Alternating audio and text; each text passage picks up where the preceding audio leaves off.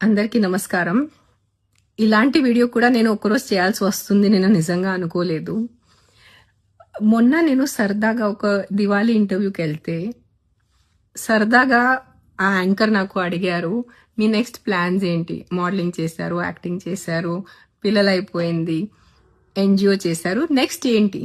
నేను మామూలుగా సరదాగా చెప్పాను నెక్స్ట్ సన్యాస్ అని. ఇట్లా జోకులో చెప్తే నేను సన్యాస్ తీసుకుంటున్నాను అని it has become such a big news. నాకు కూడా తెలియదు, నాకు మధ్యాహ్నం వరకు తెలీదు.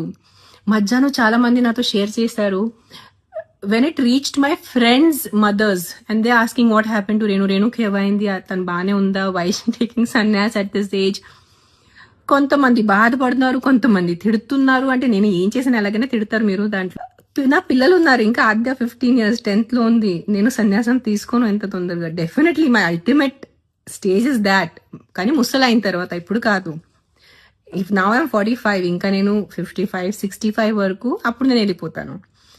బట్ నాకు నా గాడ్ కన్నా నా పిల్లలు నాకు ఎక్కువ ఇష్టం, అంటే ఎక్కువ ఇంపార్టెంట్. నాకు దేవుడు ముందు పిల్లలు, దాని తర్వాత దేవుడు వస్తారు, దాని తర్వాత నేను. సో ఆ క్రమంలో ఉన్నప్పుడు ఐఎమ్ నాట్ అంత ఇర్రెస్పాన్సిబుల్ తల్లి కాదు నేను. చిన్న పిల్లల్ని వదిలేసి వెళ్ళి సన్యాసం తీసుకుంటాం.